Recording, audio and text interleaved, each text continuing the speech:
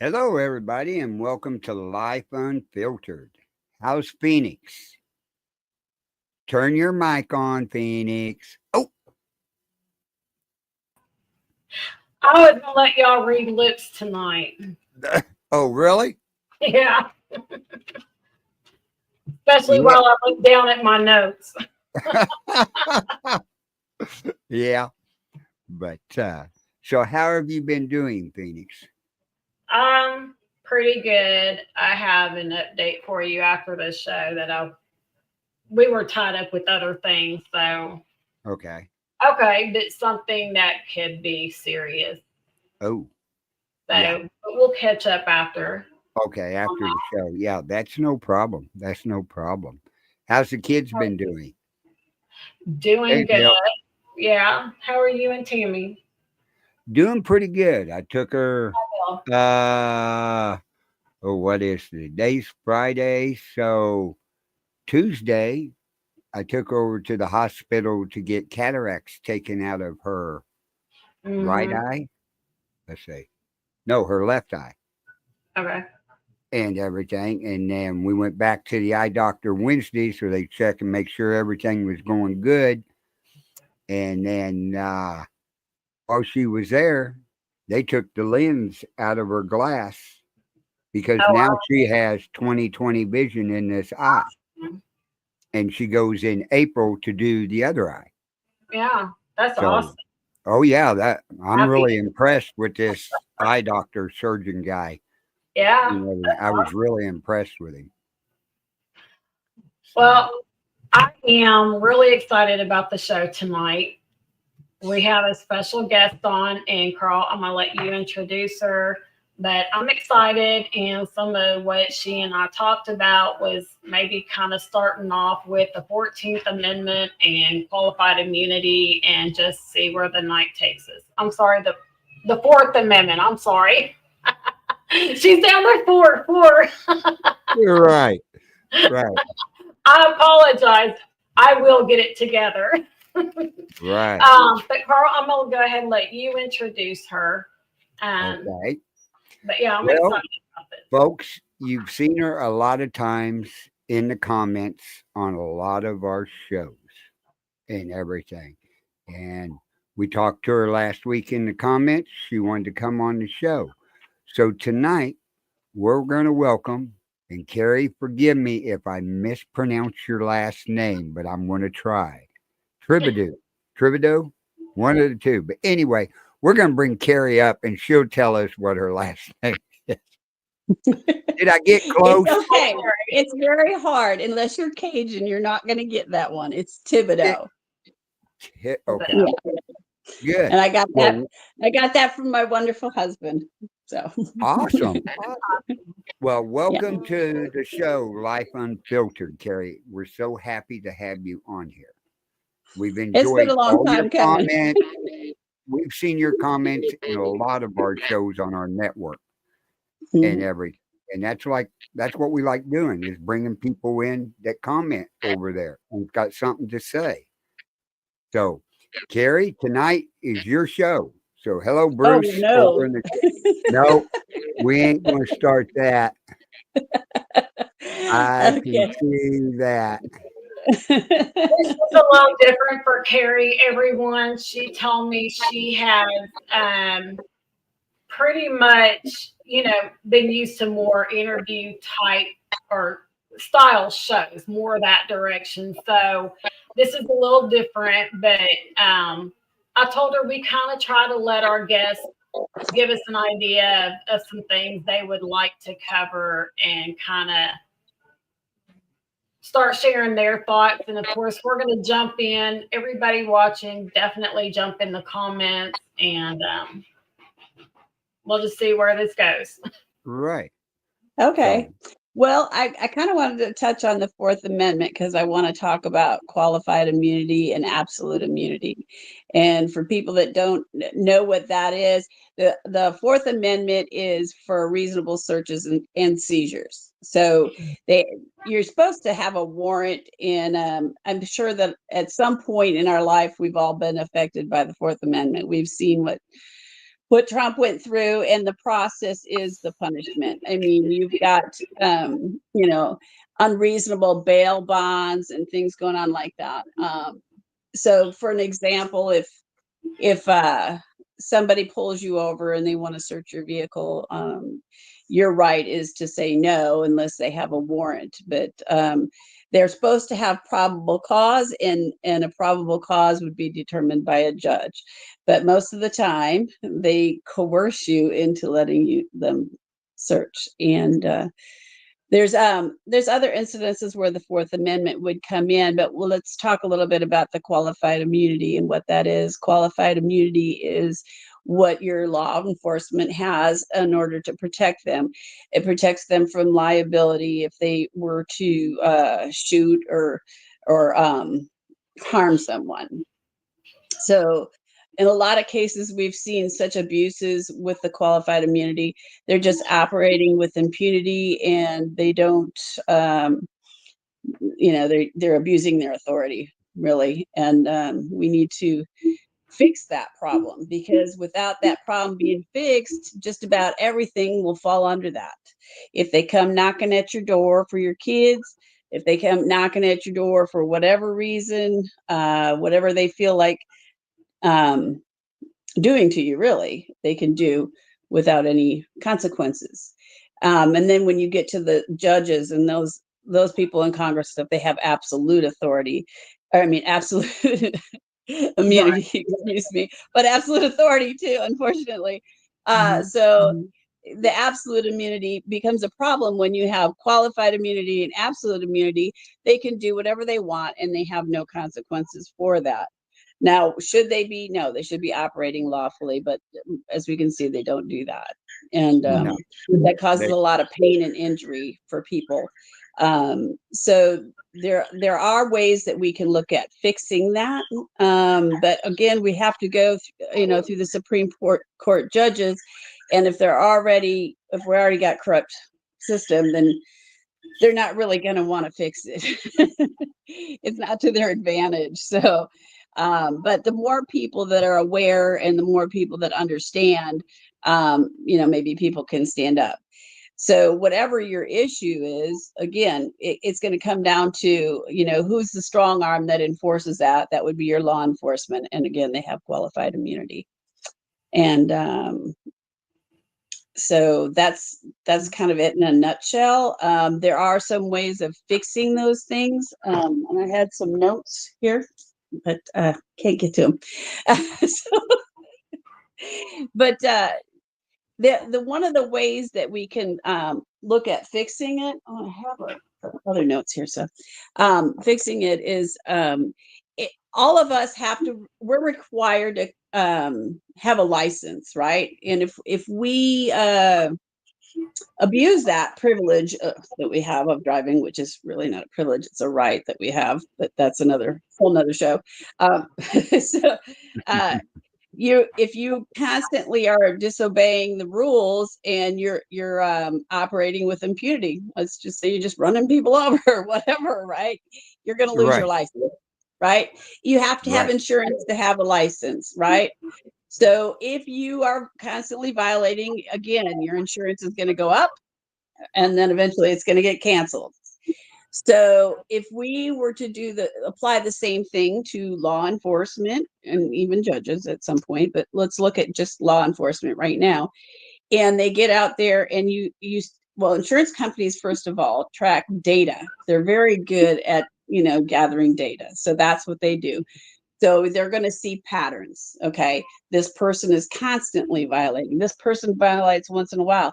There's a demographic that violates, let's just say. So you can, see a cluster of corruption. So we could go back and look and see, okay, well, maybe it's the training. Let's go back to the training. If all of these officers are coming from the same training facility, maybe they're being trained wrong, right?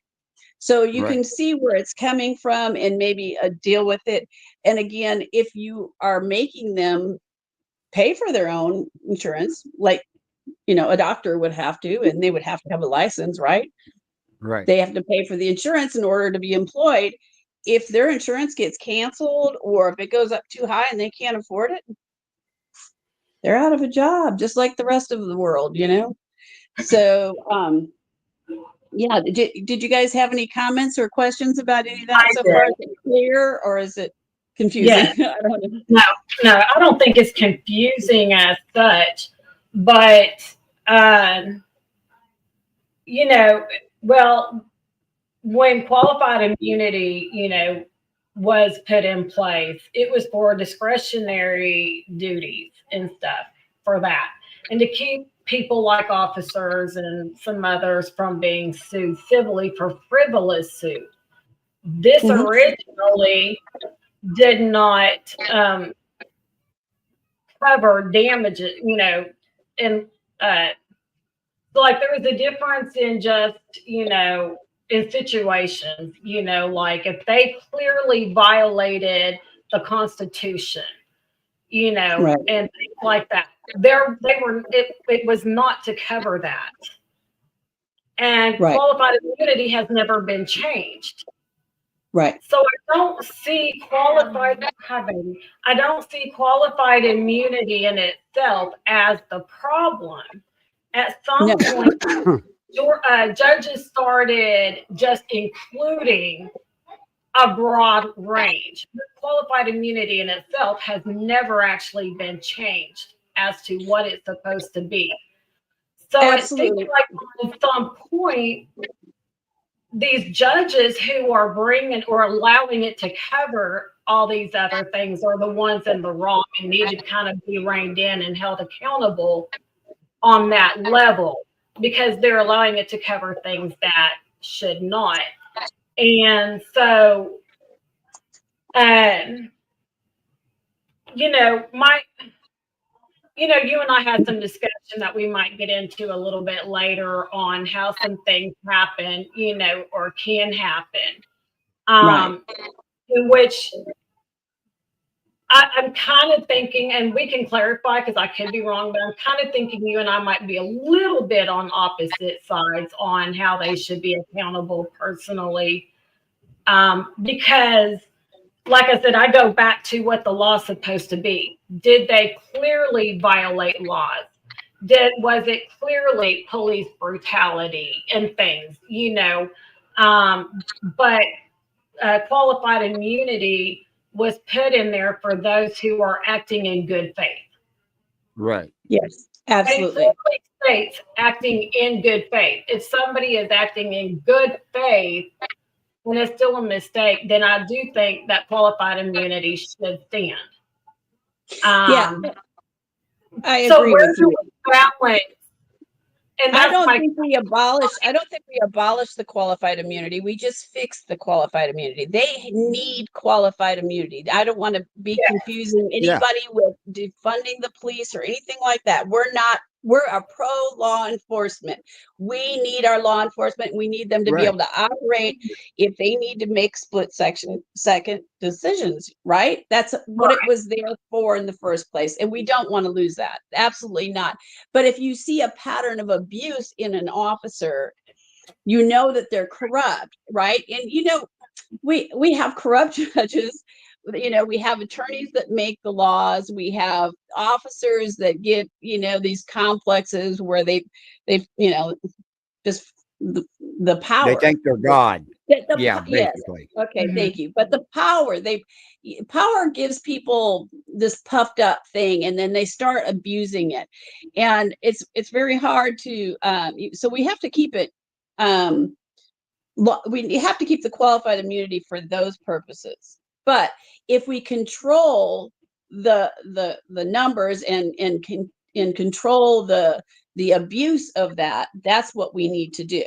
And that's why I think this would work as far as controlling it, because you have a system in place that can monitor it, an outside source. We have, there's no way. I mean, it would be really difficult for a town to just monitor themselves. I just don't see how it could be done. With the insurance companies, they do have the data control system, where they can monitor it. Right. I'm a fan of insurance companies. I don't like them personally, but under this circumstance, just like I have to have, again, I have to have insurance, to drive, and so doctors have to have insurance to practice. So why wouldn't our law officers have the same thing? And nobody wants to punish the officer who accidentally shot somebody that was, let's just say there was an incident, something happened, and they ended up shooting somebody. That person didn't have a gun, they didn't follow the orders that they were given.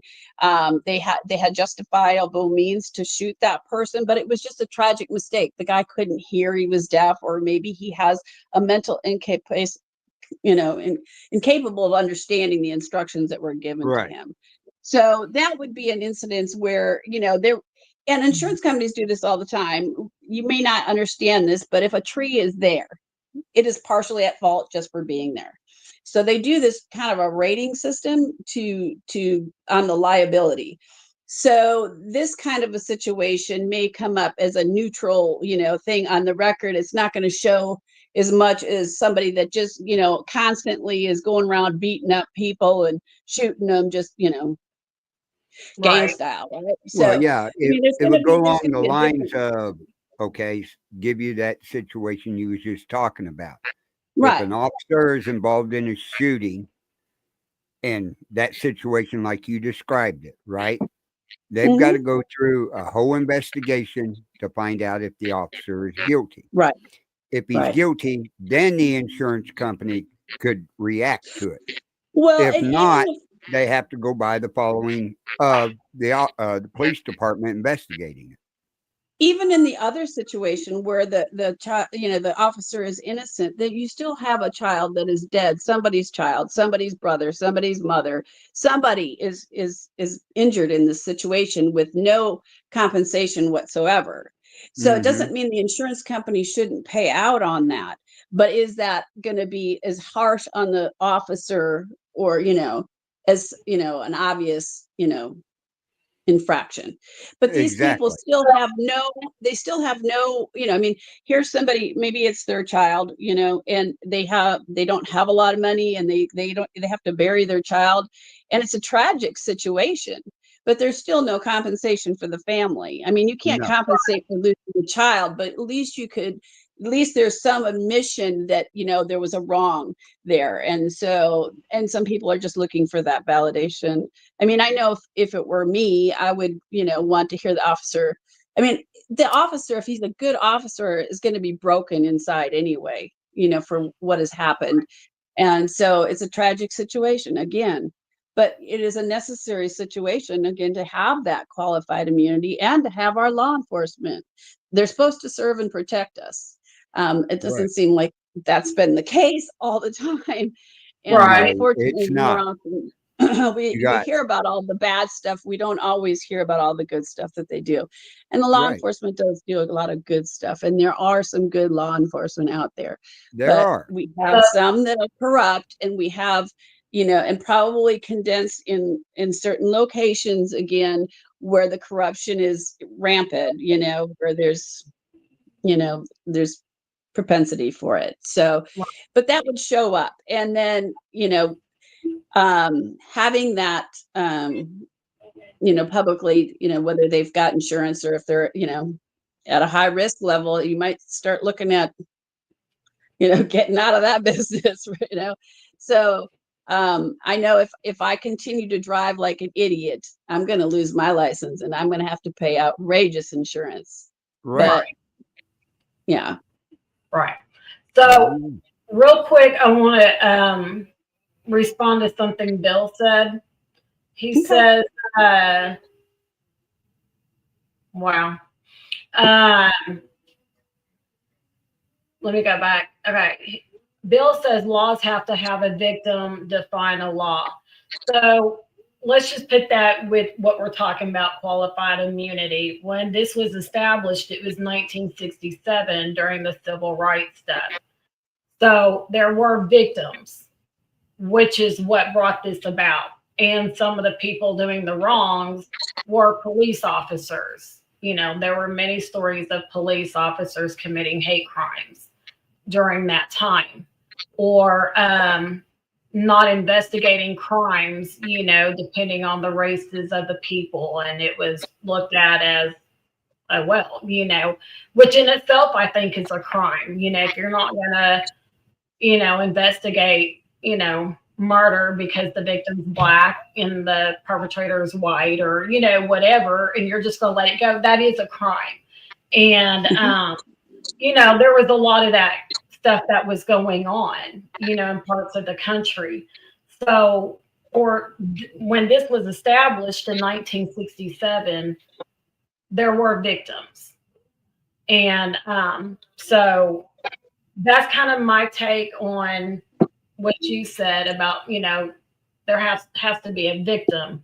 And I think, what you're saying right now, Kerry, is where I somewhat, to a point, agree, but have a little bit of a different view. I do think there needs to be more accountability, and sometimes life sucks and bad things happen and we don't get compensation. But I don't think everything falls on the officer when it's an accident. I think it should be a case by case situation, and whether, like, if they carried insurance, it should be a case by case situation. Even if it's an accident, because I think there's so many different situations that can happen. And, I say this even as a mother, God forbid one of my small children or grown children or grandbabies are caught somehow in the crossfire of something. And, it happens to be an officer's gun that is the one that takes my baby out. God forbid. I couldn't imagine that. But at the same time, if they have a criminal shooting at them and they return fire because they're being shot at, and somehow, I don't know how, but somehow, let's say one of my babies gets caught in the crossfire, I would never look at that officer and expect, because it was his bullet that hit my child, that his insurance should have to pay out because an innocent person's life was taken. Sometimes bad things happen. And he wasn't, obviously it was an accident. He wasn't shooting at my child. They have an active shooter, or, there can be many different scenarios. So I don't know that just saying they should carry insurance, and if a life or something's taken, it should just automatically pay out. And their degree of fault or lack of fault should determine the amount paid out. There's not a way to make everything equal in the world, for everybody. And I think, if that happens, most officers, they're going to have to live with that they took an innocent person's life, and that's going to weigh on them. And there, I'm sure would be apologies. I think you're kind of scummy if you could know that your bullet took out an innocent person, no matter what the situation is, and feel nothing. And I've never, I can't imagine a police department not acknowledging the loss of my child or my husband or whoever if they were just caught in the crossfire. But, I think, that's kind of a hard area for me. I'm not necessarily opposed to them carrying insurance. I know even as a medic, we were all told you don't have to, but it was better to carry insurance because people could still sue. So it was better to carry insurance. So I'm not necessarily disputing that. I just think that I think it should be a case by case scenario. Well, and I agree with you. That's what I was trying to get at. And even with a doctor, let's say a doctor is carrying insurance, they're not intentionally trying to kill somebody, they're trying to save their life. But, they still have malpractice insurance. I mean, it's your choice whether you want to sue or not for that. But the insurance company, the point of having it is it's a liability thing. So even let's just say that we had, like I have 10,000 or whatever. I don't even know if that's right, but 10,000, 25,000 minimum liability on my insurance. I'm not trying to out there running over kids and saying, here's your $25,000. And Right. if something were to happen, I would be devastated if I hit somebody and killed them. Now, I wasn't doing it intentionally, and neither was the officer. And I agree. But I think that, and again, when you have that situation, there's no points put against them. Like you would have points against your driver's license, even if you didn't mean to hurt somebody. If you get in an accident, it's still points against your driver's license. Okay. I'm not even saying do that, but there would be a system in place so that he wouldn't be punished necessarily for doing something that he was following protocol, because they have a protocol. If somebody reaches in their shirt and they're trying to get a notepad, right, or something, but it's really, they're not even armed. That's a whole different situation than somebody that was pulling a gun. But maybe that would all be determined in the investigation. It would all be determined between the investigating officers and the insurance company to determine, there's no perfect system, and there's always going to be corruption of some sort. But let's try to get to where it's an even playing field. We have no, if they're corrupt, we end up having no rights, and they come after us. But somewhere up the line. Somewhere up the line, somebody gave permission. Now, let's just say the cops come to my home, and they have no reason to, but somebody put in a false report, okay? Right. And nobody checked the evidence, okay? They just said, okay, they just came and threw me down on the ground and handcuffed me. Maybe somebody even got shot in the process, right? Because they've come into my home, just like they did with the January 6ers, right? They came in, blazing guns. That was totally ridiculous, uncalled for grandmas. Somebody authorized, either the judge or the person telling the judge, somebody is liable for that, for violating their Fourth Amendment right. Now, is it the judge? Is it the officer? The officer's ordered by the judge. Now, he's just doing his job, right? We call them the brown shirts, right? But I mean, he should probably have known better and maybe protested, but he still is doing his job. He's got an order from the judge. The next time it might be a real order. So how is he supposed to determine the difference? So somebody in that process, either the DA or whoever went to the judge, somebody needs to be liable in that Correct. scenario. And it can also boil down to the one that's going to the judge to get the warrant. Right. He's putting false information in to get a warrant. Yeah, but a reasonable judge would say, this is a grandma, never violated, doesn't even own a firearm, walked into a Capitol singing, hallelujah, praise Jesus. And, you're going to go kick in her door. I think the judge might have been at fault a little bit for that one, too. Yeah. So there's,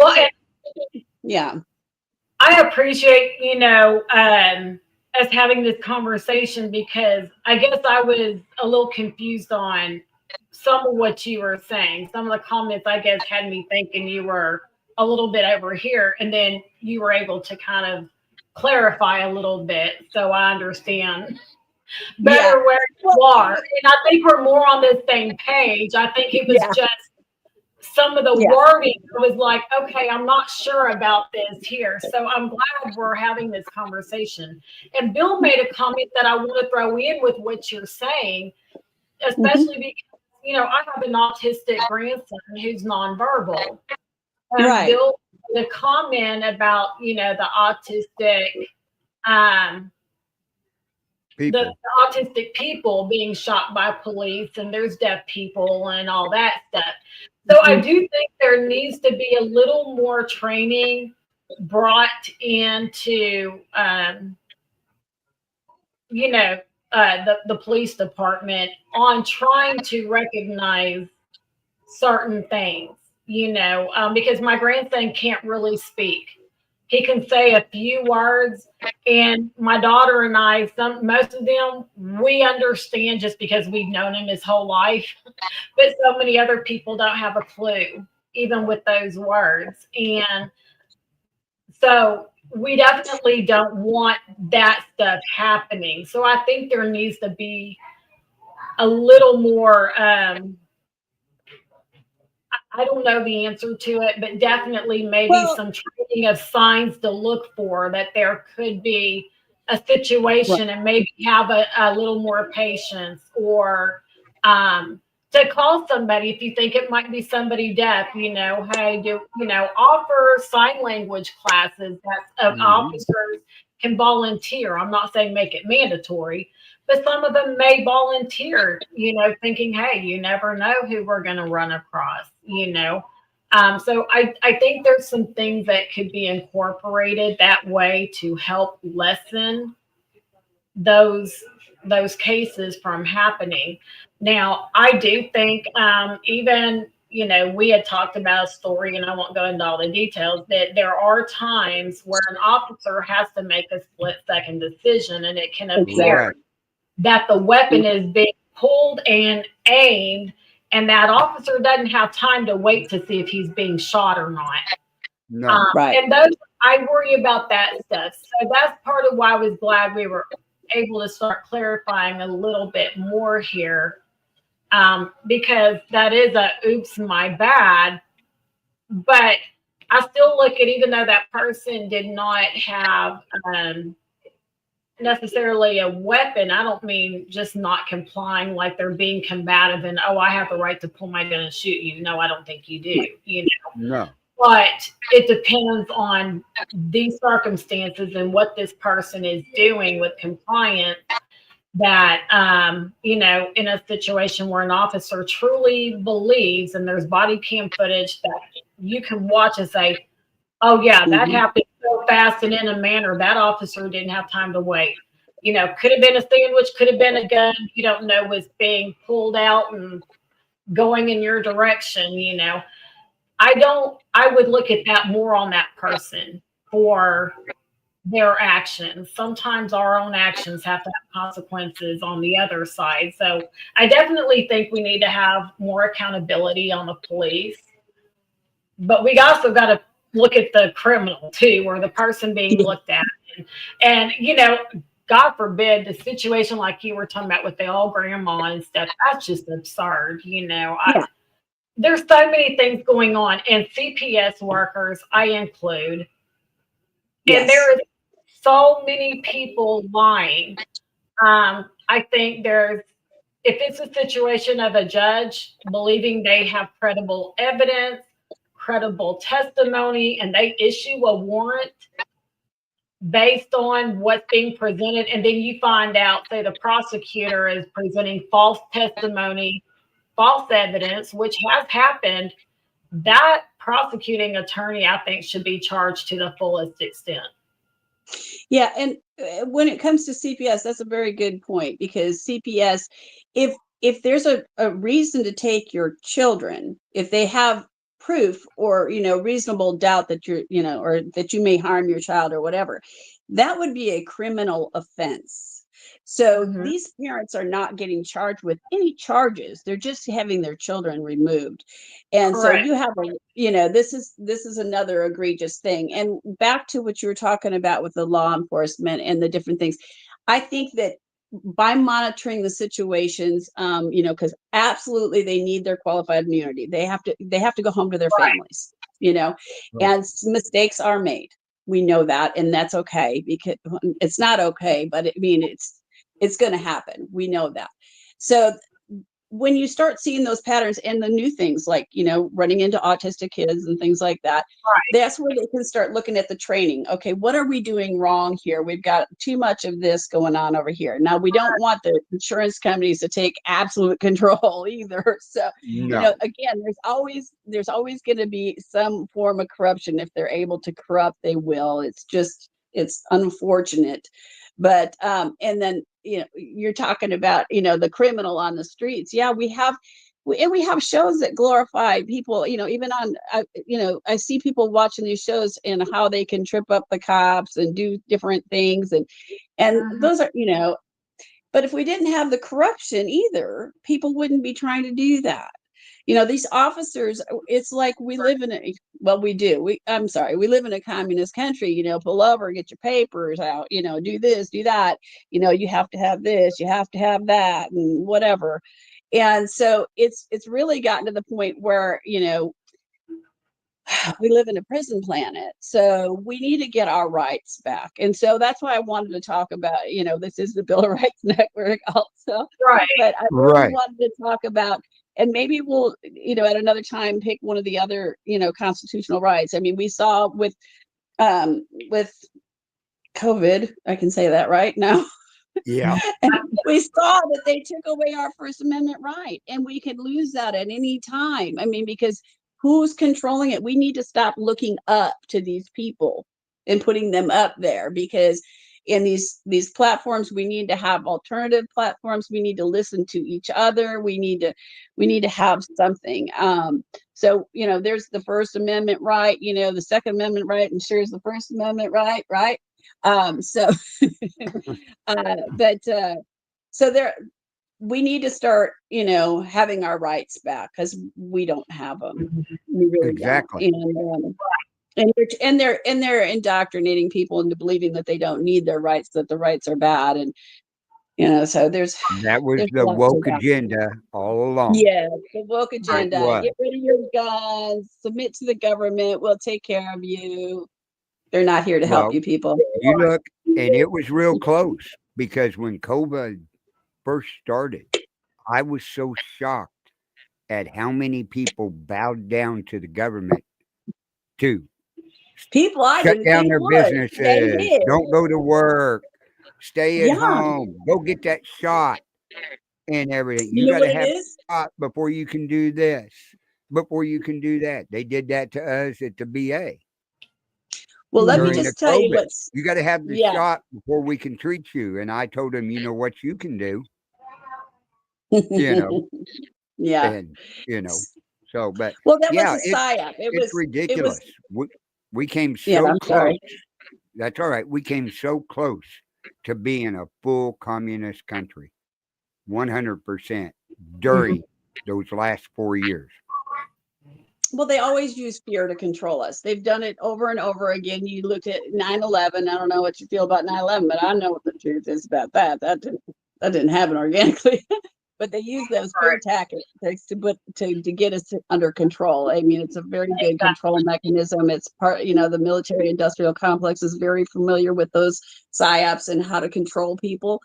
And so they use those things. And, they now the new shot, the new mRNA shot, which mRNA is not going to work for anybody, just so you know. Well, sorry, this is not medical advice. This is just my opinion. Anyway, That's all right. but so the big C word, you're gonna, it's gonna keep you from getting that thing that's been killing all of us for so long. Well, it's because you're killing us. You're giving us bad food and bad medicine and shots. And so now the big thing is the cancer shot. Everybody's going to get their DNA checked, and then, we'll know what you're going to get. And before you get it, we'll give you the shot. And I'm like, yeah, I'm not falling for it. Sorry. Right. And so they use the fear. Even the doctor's offices, they use the fear. The pharmaceutical companies, they use the fear. They advertise. We never used to have advertisements for pharmaceutical medicines. But there's this one comedian that I watch. He cracks me up, but he was saying that, he says, I'm watching it, he says his wife said he's like hypochondriac. And so the commercial comes on for the pharmaceutical, and she's like, do you have it yet? I don't know. I'm thinking about it. They're like telling you need to, sometimes they don't even tell you what it's for. They said, just check with your doctor and see if you need it, in case you don't have enough symptoms. Well, you look at those commercials from the pharmacy, right? Your doctor recommends this for this, right? But now now we're going to tell you what your side effects will be. And they go through a minute and a half of side effects. And I sit there and go, you know what? I'm better off with whatever that doctor said I got. Right. Why do I want to do this and then have to go get more medicine? Kerry, Right. Bill says you're doing well. I know you're having trouble seeing comments, but he said you're doing well. I can't see any of the comments. So Yeah, everybody watching, Kerry, We've got everything she's on over. a cell phone, so she cannot see comments. So periodically, I'll kind of respond to a comment or two. Right. Okay. But yeah, Bill says you're doing very well. Yeah, it's funny, Kerry, that you say that because my daughter and I were talking about pharmaceuticals and different things, and I'm trying to get her on with my pediatrician, and they're not taking new patients right now. But I'm trying to get a workaround where maybe she can give me permission to get them treatment, and maybe I can get them in under me or something, because she is so phenomenal. Like I can't brag about her enough. And but my daughter and I were talking, and she was talking about how when they came out with the male birth control pill, there were a lot of side effects. They did. Yeah, they came out with, it was very short lived. Now, hold on, Kerry. Hold on. It was very. That had to be a total disaster. I'm sorry. Oh yeah, I can imagine. It was very short lived because there were so many side effects. So they pulled it immediately back off the shelf. And my daughter said, so they do that for men, but look at the side effects. There's like 10 pages of side effects for women. And I said, a whole big pamphlet of side effects. And I said, so they pull it due to side effects for men. But women, we're okay. Our side effects go from minimal up to stroke and death. And that's okay. I said that's the part that's where medicine has come. And that's another reason. I mean, this is a whole other topic, my comment, but I think we need some work in the medical field because I still like, why are you pulling it for men if it's that bad and not women if it's that bad? Like, come on. I think, a lot of women's stuff is being overlooked still, but that's for another topic, another night. But well, look at who's making those decisions, at the FDA and NIH and all that. That might be who you need to all look that to. money coming back to them. Yeah. Bill says I don't need any birth control. I don't either.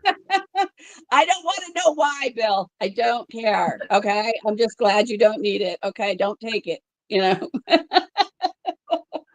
I'm pretty sure it's off the market, so you probably can't get it. But anyway. Here's the thing. I'm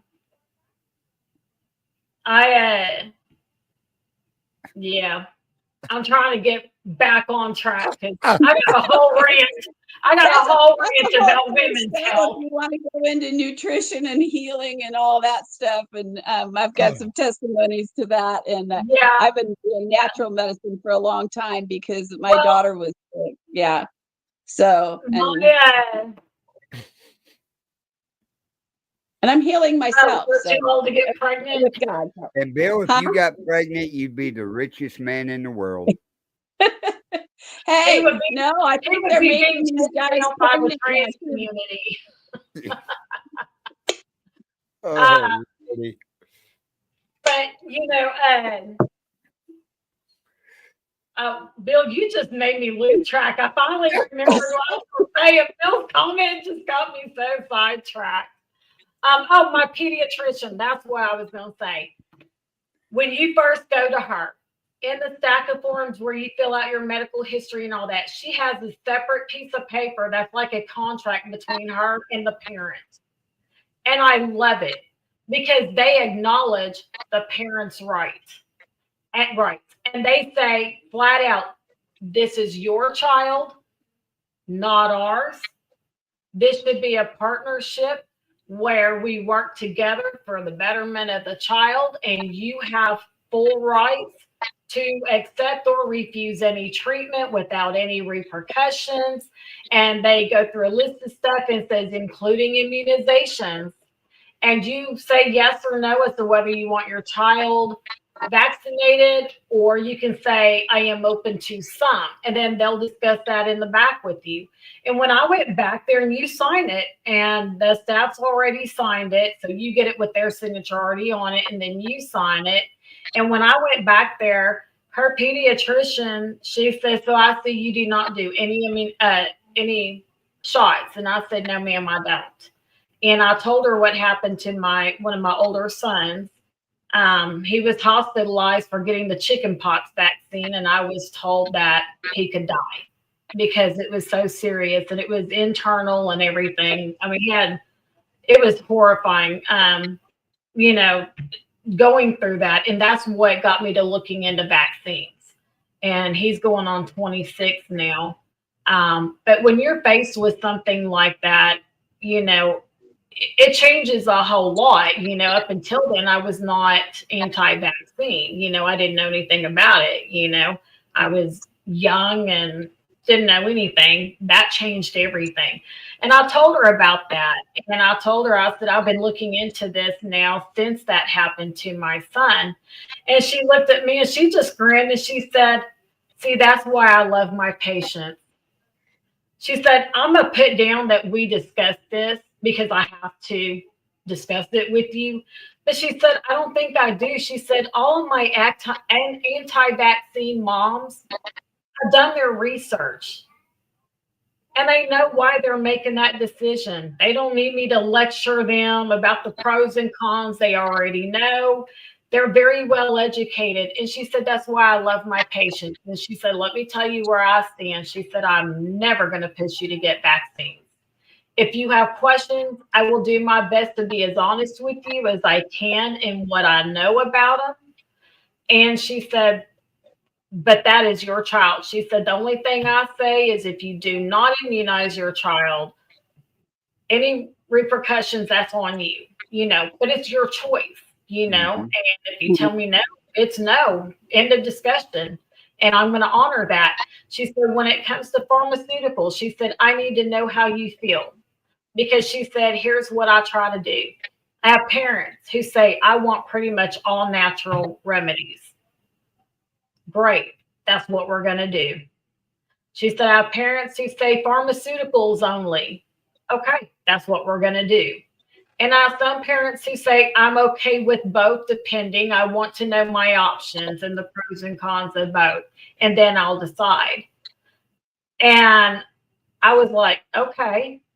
She said, it is my job to work with the parent and not push my views on anything onto the parent. It is my job to work with you in partnership for the betterment of your child. And I just love that. I had never had a doctor have this kind of conversation where I felt so seen and recognized as the parent. And that I could be open with my beliefs and stuff, and whether we agree or not is not an issue. That's your right. It's your child. I'm going to work with it. And so I feel we are very, very blessed to have her. And I've never seen a pediatrician like her. So I'm glad.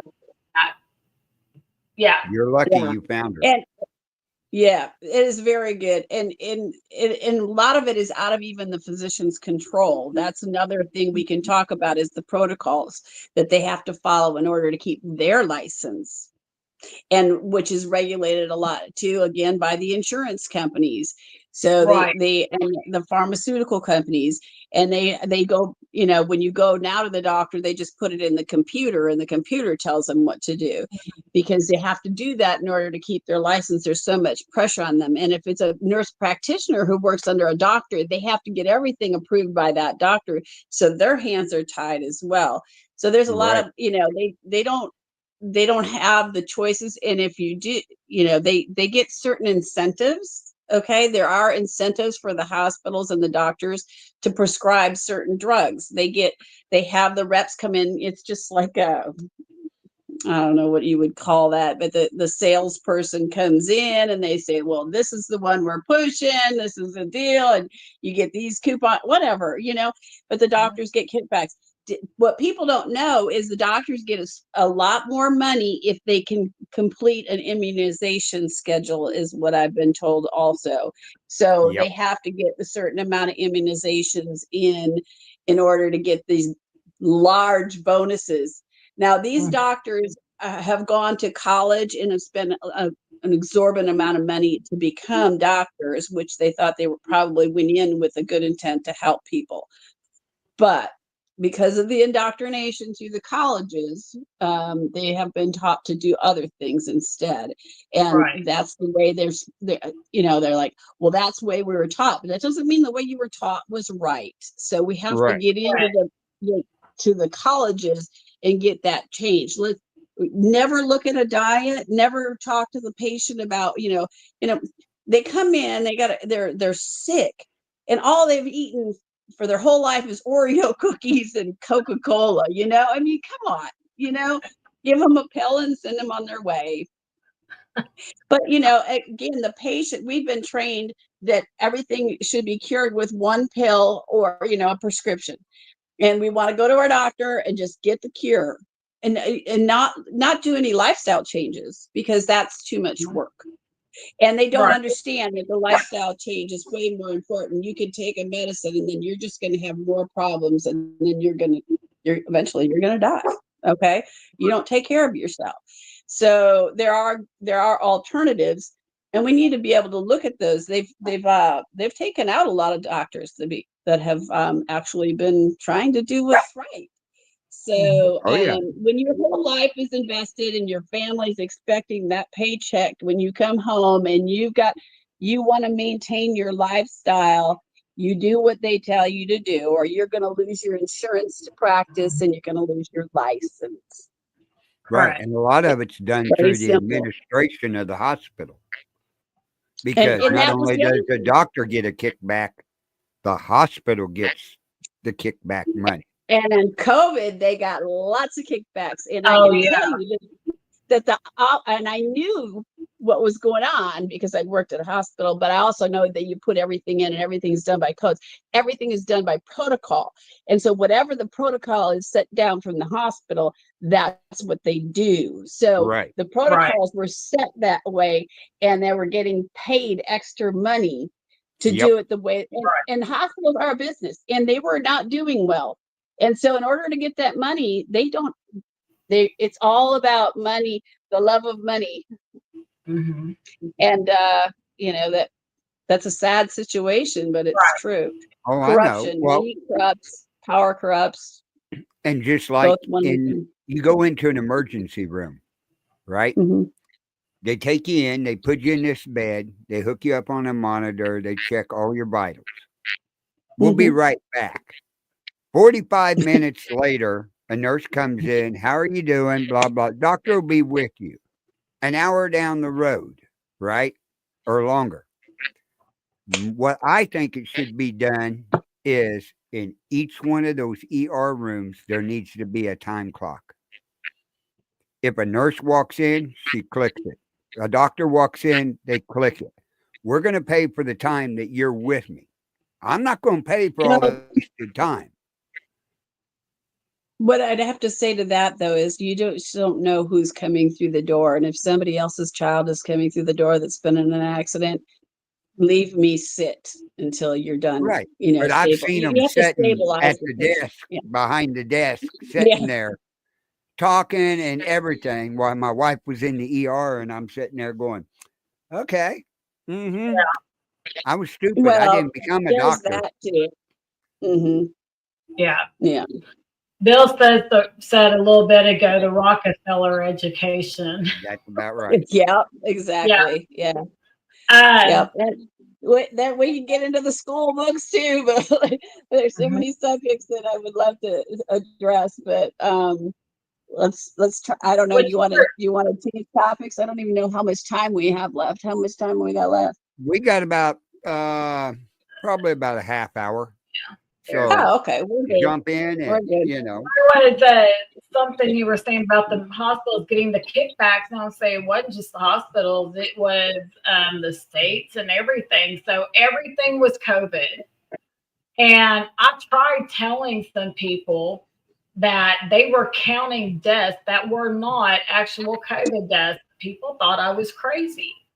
Well, towards the end of COVID, our governor, Andy Bashir, he was on TV giving a press conference. And the reporter said, we've been hearing rumors that y'all are including deaths such as car accidents and heart attacks and things like that. Are those deaths being included? And he said, yes, they are. Please.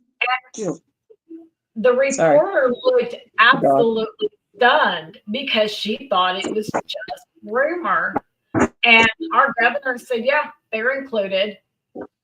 And tried to say if they've ever tested positive or if they tested positive, left the clinic and got into an accident on the way home, but they've got that positive test, it's a COVID death.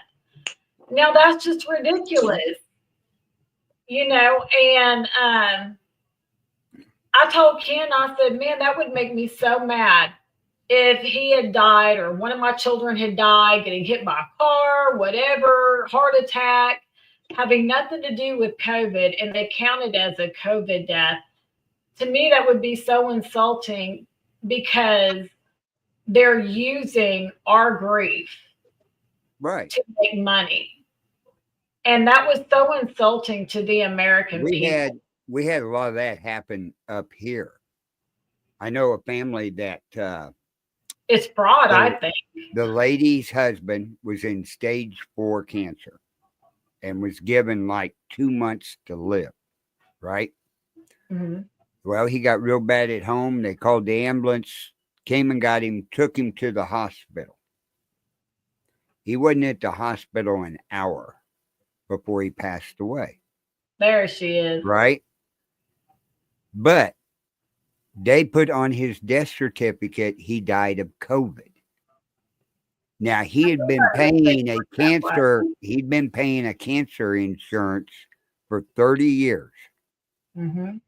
The cancer insurance would not pay off on it because the death certificate said he died of COVID, not cancer. Yeah.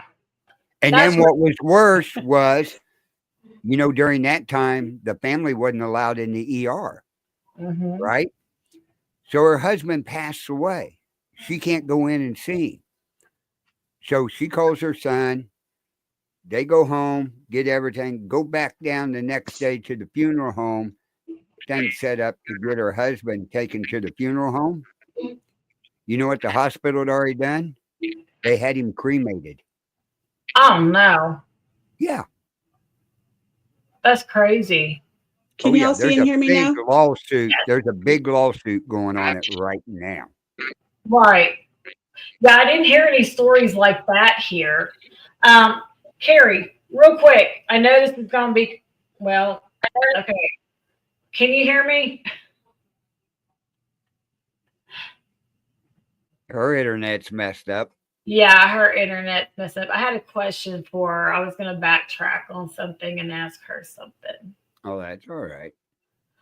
But yeah, we'll see if she kicks on here in a second.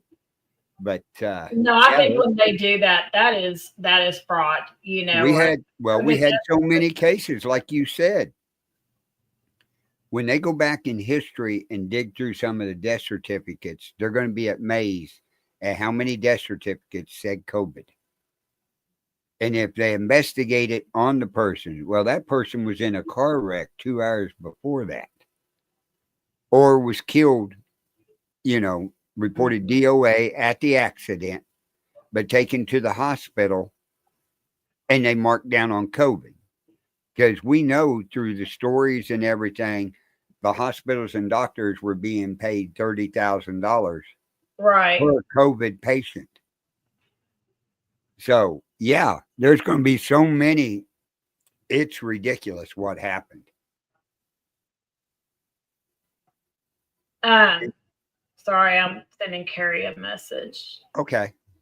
Okay.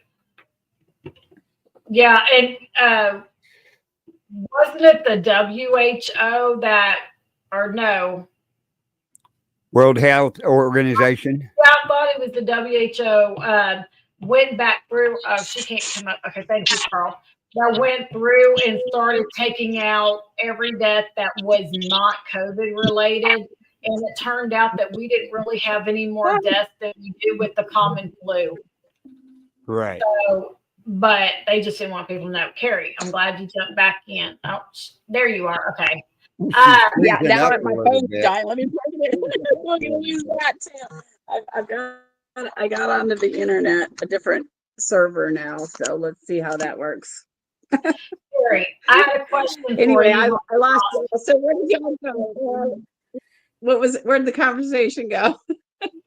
Oh, just talking about the COVID death. But I had a question for you that I'm going to backtrack on because I got sidetracked too with it and didn't get it asked. So real quick, just jumping back to the first topic on qualified immunity. I was just going to ask. Boy, we're all over the place, jumping all the way back. But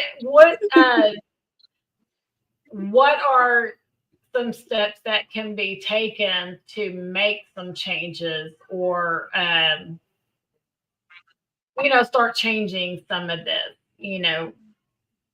I don't know Okay, how to. so right now, yeah, we have to do it through the Supreme Court, and we have to have the right case to set precedents to get these things changed. Yeah, so again, we're going to the judges to try to change something that may affect them at some point. If you're just looking at the qualified immunity right now, it obviously moves into the absolute immunity, right? So Right.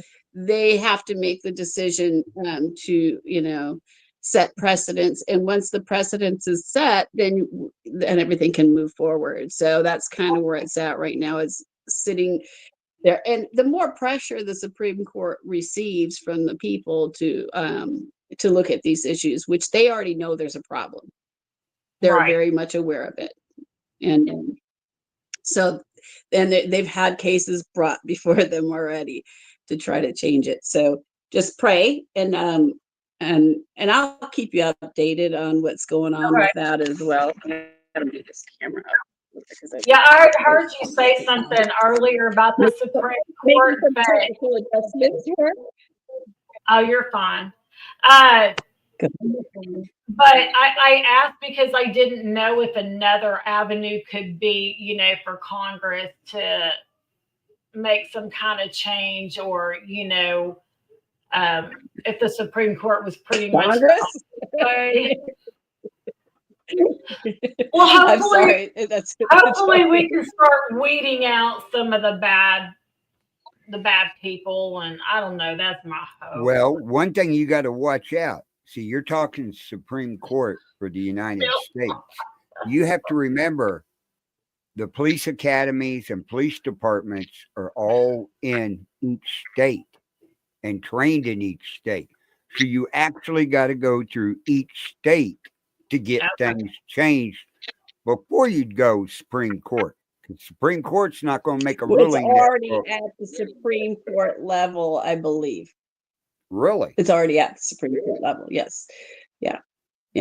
And you have to set the precedents, and then all the states would have, to look at the precedents and set it in each state as well. Right. So there is, and there is on it's listed at the top of my X page also, that I've got it pinned there. There's the qualified immunity solved and qualified immunity corrupted. There's 2 books there that somebody has that did this program that's bringing it to. I'm sorry, I'm getting messages. I don't know if I should put it on airplane mode or how you do that, but messages are. Don't put it on airplane mode. No, don't do that. That would get rid of you guys too, right? Okay. Yes, it no would. Airplane mode. We'll stay with the mode we're in. We'll just keep getting the bubbles off of there. So that's all right. Yeah. So if anybody is more interested in doing some more research on it, they could get the books and read them. They're on Amazon. They're not very expensive, and they're a real quick read. They're an easy read. I would recommend getting the books. And well, tell everybody pray, your X account. Tell everybody where they can find you on X. That would be on X. It's at Kerry Thibodeaux 1. Okay. That would be my X account. And then my Okay. Facebook account is Warriors for Children. And then I have my regular Facebook account, but I also have Warriors for Children. I got involved with all this stuff just because of the kids that they were bringing across the border. And I've run the gamut of everything since. So I've been involved in a lot of different things. And that's a whole nother show. Bill asked, what's next? Basket weaving? No, I am dabbling in some birds now. Okay. So, when I'm not doing this, I am, dealing with my chickens. And and I'm thinking about some quail at this point, just doing some homesteading, and that's good for everybody. Everybody should get some chickens. The price of eggs is a little high, what I hear, but my neighbors are very happy because they get free eggs from me, and they're way better than the store. Absolutely. So, yeah. He said we went from the Fourth Amendment to COVID. How cool is that? And then he said, what's next? Basket weaving? And I was like, fortunately for you, I don't know anything about that. I've never been really interested in basket weaving, but I used to have basket collection, and I still do. I have this thing with duck baskets. I would pick them up wherever. I like duck baskets. So that's Bill, an interesting thing. We're going to discuss baskets, but not basket weaving. No, and I don't, I have all these other projects that I really don't have time for either, but I'm trying to do them a little bit at a time, Kerry, I would love to have you on another night and talk about the border and the children coming over.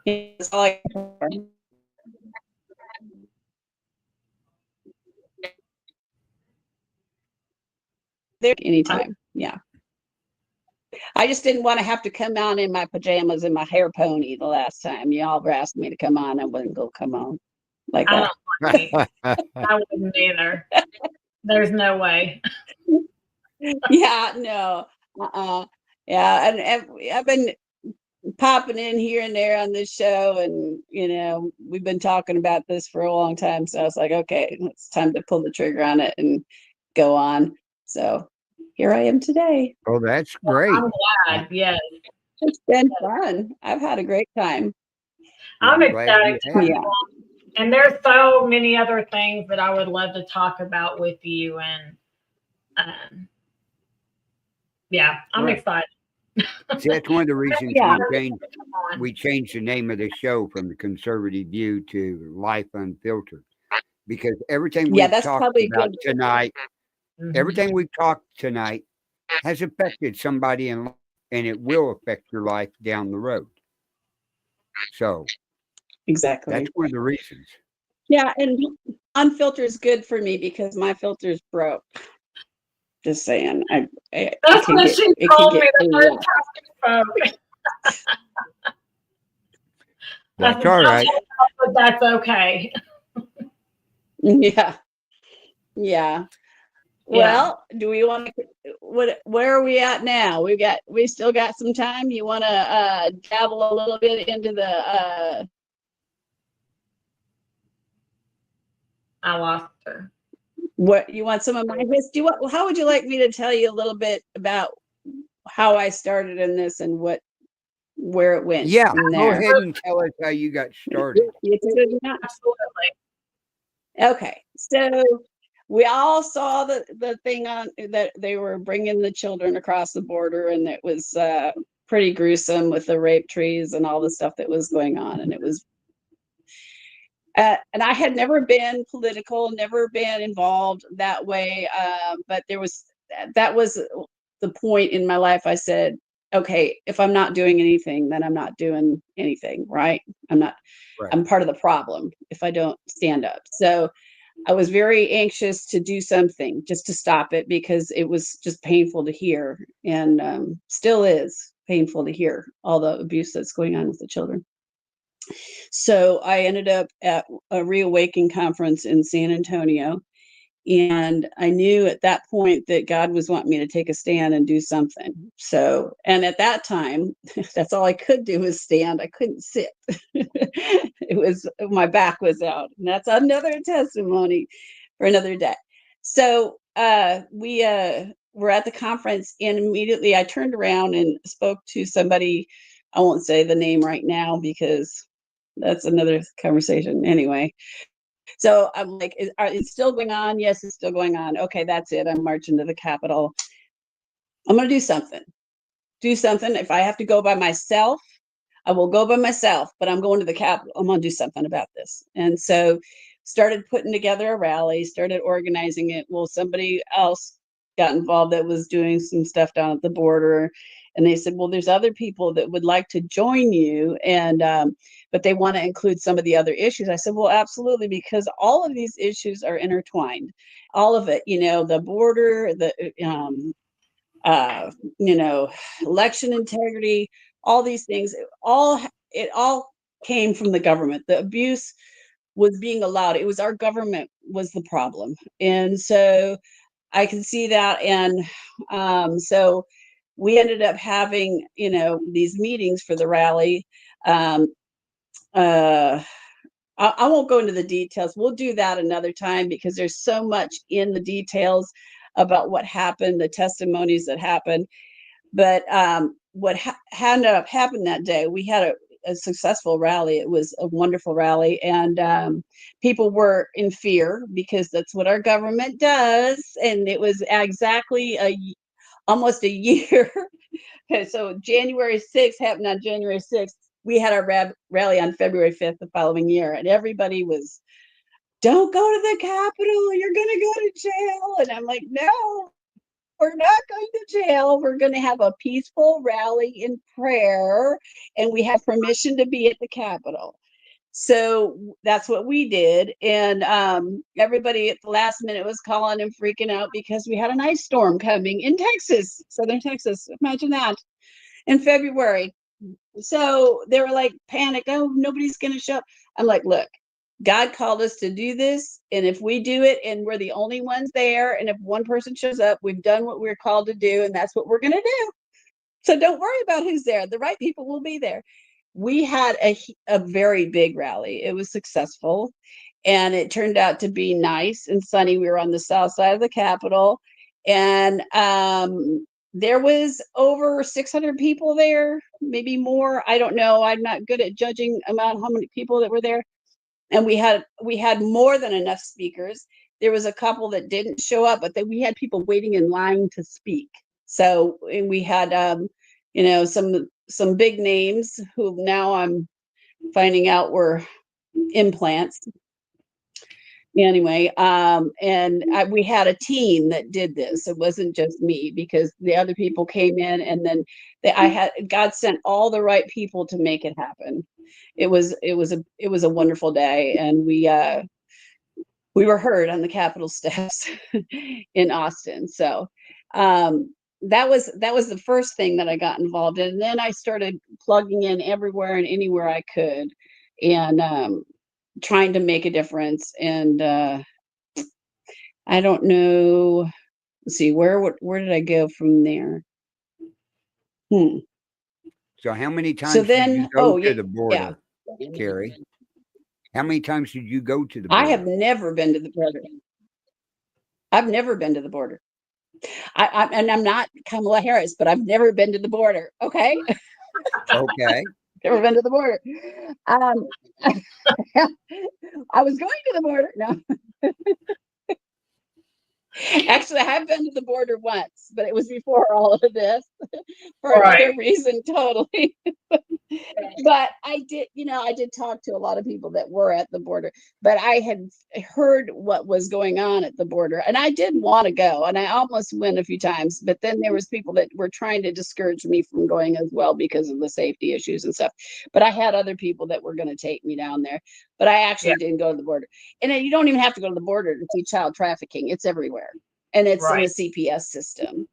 And that's if the CPS system, if there wasn't this well-oiled machine for them to bring those kids in here to traffic them, and you got people that are you wouldn't have trafficking if you didn't have the evil that is looking for the trafficking, and it's here. Right. So you don't have to go to the border, to see what's going on at the border.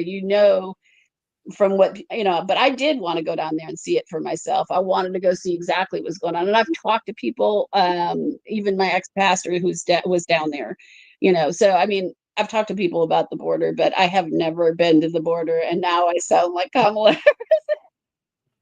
Have you been to Europe? but I haven't been to Europe either. Neither has But she. I've been to the capital. I went to the capital, and I've been in a lot of other places. Well, that's all right. I mean, we've seen a lot of people. But that was my start. And seen a lot of right. stuff. And so then I started. Yeah, you're all right. Go ahead. Yeah, Kerry. I wanted to start a program for the kids, and I did start working on that, and started another thing that I was working on besides Save Texas Rally. I started putting together a fundraiser concert, and wanted to do stuff, because they were working on the election integrity, and I was helping with a bunch of stuff, and then I also became a precinct chair here in my county, and I also became a delegate, and I put forth a bunch of resolutions, and I went to Houston as a delegate, went there. So I did that. I went that route. Didn't see any fruit there either. There's a lot there too. When you get into the Republican Party, which is, it doesn't really matter which party you're part of, because they just jump from side to side depending on who the demographic is and who's going to vote. Like if you're a Democrat and you're in this county, you're not going to get voted in, so you just run as a Republican. It doesn't matter. Yeah, right. It doesn't. Bill, I told him you said hi, and he said and then hi. the people you do. Who says hi? Oh, Bill had told my son. You're cutting in and out. Bill told my son hi. He You said cut out again. Oh. Okay. Yeah. I didn't know if you were talking to me, because it's cutting out and it's lagging. So yeah, it's lagging pretty good. I'm lagging. Video and audio. Yeah. I'll try to get my internet straightened out before the next one. Yeah. All right. Well, let me see if I got something here in my notes. Next time, maybe we'll do another subject, and I'll get some stuff done ahead of time and have it ready as well. So. That'll work. And we'll get it set up on your computer. Mm-hmm. Maybe next time I'll go into more details. I think I went into some of the details with Phoenix about some of the stuff I did, but I have to kind of go through it chronologically and do the process and kind of divulge some things if I'm going to do that. And so it's something I got to pray about. Anyway, but maybe we can talk offline. Are we going to stay on afterwards, and can we talk a little bit? Because I'd like to talk to Carl too. Okay. Yeah. Okay, we can talk about some of the other stuff. Yeah. Okay. Yeah, there's been a lot of stuff I've been involved in. Okay. Have you heard of Oscar Blue? Bill commented, I watch Oscar Blue. He's been doing the border forever. Have you heard of him? No, I'm not familiar with him. Yeah, I follow Oscar. Okay. I hadn't heard of him. Oscar followed. Okay, when he's covering the border, he covers both sides. He goes way down into Mexico. I'll check him out. Yeah, he goes way down in Mexico and shows you the groups that were coming and what was going on down there, how they were holding them for a little while, and then till they all built up in big groups and then turned them loose to where they would go up there. Then he'd come across the border because he's dual citizenship, and he would cover the border side and show them crossing. So yeah, it was Oscar's real good at it. Ruth watches him Mhm. too. Does. Yeah. Okay. I There, have to check him out. You haven't watched him, Phoenix? No. Oh, I've never heard of really? We've talked about him a lot of times on shows. I not on Conservative View. Uh-huh. Barbara used to. Oh, I don't remember hearing his name. Oh yeah. But anyway, Oscar, yeah, everybody check out Oscar Blue on YouTube and stuff. He does real good coverage. Okay. Yeah. yeah.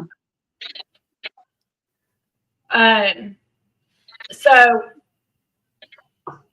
are you up for doing a show on the child trafficking that's going on and all that stuff, Kerry? Well, let's talk about what we'll do next, and then we'll get into maybe some of that. It's just, it's not going to be. I don't know. We'll have to talk about that. Yeah, because there's some things that I probably need to share first before I share that. Okay. Does that make sense? Yeah, that makes a lot of Because sense. yeah. Okay. Yeah, I just was And curious because we've got what was it, 300 and some thousand missing children, and I've watched some of the congressional hearings where the congressmen are asking, you're handing them off to traffickers, right? And they're pretty much did you saying, hear the latest? Did you hear the latest thing that Trump said something about that Gaza, something about they're exchanging children? And I have to do some research on that, but I'm going to look into that a little bit more because he said it and it just threw me back. I was like, what did he say? I don't know what's going on there, but that deal with Gaza includes them turning over a bunch of children. And I want to say it was like 2,000 or maybe more. I don't know. What are the 2,000 children for? What children are they? Where did they come from? Where are Right. they going? And If they're that's my not from question. Gaza or those people over there, why are we trading them to them? Yeah, what were, where's their parents? right. Like, who are they? There's a lot of questions, but it was just casually mentioned, and people I haven't seen anybody talking about it. So I really need to dive into that and find out what's going on with that, because I've got some research to do with that. But I mean, I don't know how I'm going to find out other than unless they divulge anything more. But it was very curious to me that they were exchanging, all these children. Yeah. Again, no more comment on it, just that, and not explaining anything about it. Right. It was Makes no just sense something to me. said that we all got to research and look into and see if there's any Right. truth to it or what's going Well, on. Trump was right there with him, and it was I guess are they prime ministers there? I don't want to say it wrong. Yeah. Yeah. He was with him, and he was telling him, he said, yeah, well, we got to do with the kid thing, to give you the kids with it. And I'm like, okay, couldn't elaborate a little bit more on that. It seems like it'd be random, Yeah. on the television. So I don't know. Oh, I know. There's a lot of stuff we still got to pay attention to, even though Trump's in office and everything. Because he's trying to get a lot of things straightened out. But, we got to find out. We know how bad it was the last 4 years. And we're finding out more and more all the time. Just like it was brought out on Steve Gardner's podcast on YouTube about the Save the Children when Hillary Clinton was president of it, and they were trafficking children through that organization. But it may not be that, because I just Googled this, and the story pulling up is that Trump is working out a deal for about 2,000 children who are in Gaza suffering from cancers and other serious things who are not getting treatment. Oh, okay. Oh, okay. So he's That- bringing the Okay. children, doing a Well, trade to get the at least children there's an over here. explanation. All I got was the portion of, the little portion. Right, the right. Jordanian Yeah. king, Well, that's good to know. after meeting with Trump, the Jordanian king says his country will immediately open their borders to these children suffering from these chronic diseases so that they can get proper treatment. And it's children with things such as cancers and other things. Right. Are they children from Gaza then? Are they Yes. Yeah. there's okay. Okay. Children in Gaza who, because of the war, have not been getting their cancer treatments and other things. And so Trump Well, that's is a good working thing then. on, yes, he's been working It's on always- a deal. That's good. Yeah, well, that's good because we need good news, especially when it comes Right. to the children. So that's You're right. awesome. Yeah. But yeah, no, I only got the little portion and that's all I heard. And so I hadn't gotten the rest of the information. So I appreciate you looking it up. I can't He's do been anything over here with this technology. So. correct. Yeah, it's Jordan and Egypt that he's talking to about that.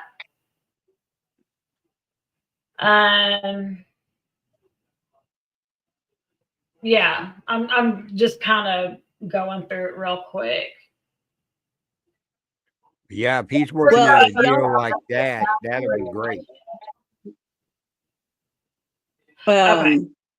We got about 4 minutes left, I think, right? Yeah, we got about 4 minutes left. Would you all be opposed to me praying at the end? No, go right ahead. You can close this out with a prayer. Mhm. Thank you. Just let me know. I mean, I don't plan on dragging out this prayer for 4 minutes, but I'll Well, pray. that's all And right. whatever time That's we go all after right. that, we can talk. Well, then Okay, I'm getting we'll skeptical. just start telling everybody like we do at the end of our show. We love thanking everybody in our comments over there. Keep sharing these shows out and inviting people into the comments because we like reading them. We get information out of them. You're part of the family on Bill of Rights Network. So you can find us on the Bill of Rights Network on Facebook. You can find us on the Conservative View Facebook page. You can also find us on Rumble on Born TV over there. So, but yeah, we want to thank everybody. And Kerry, I really want to thank you for joining us tonight and everything. 'Cause like I said, Well, thank you. I enjoyed it, and I'm blessed to be here. And I just want to pray for everybody here and that everybody that's listening right now. So, Lord, Right. we just come to you. We thank you for this platform, and we thank you for this opportunity to share with others. Lord, we pray that your wisdom and your word will go forth in the world and change lives, Lord. I pray that everybody that's listening to this program right now, Lord, would seek out you, Lord, and what you've done, the gift that you've given us of salvation, Lord. And I thank you, and I thank you so much for my life and all that you do for us. And I thank you for my husband who's out working right now. And I pray all these things in Jesus' mighty name. Amen. Amen. Amen. Thank you, Kerry. Yeah. Shout out to my husband. Woo! He's out there listening. I think maybe he's driving. But anyway, without him, I wouldn't be able to do everything that I do. So right. I understand. Okay, well, we're going to go ahead and end the show. So thank everybody for joining us here on Life Unfiltered that you can find every Friday night here at 7 p.m. Central. So everybody have a good evening, and we'll see you next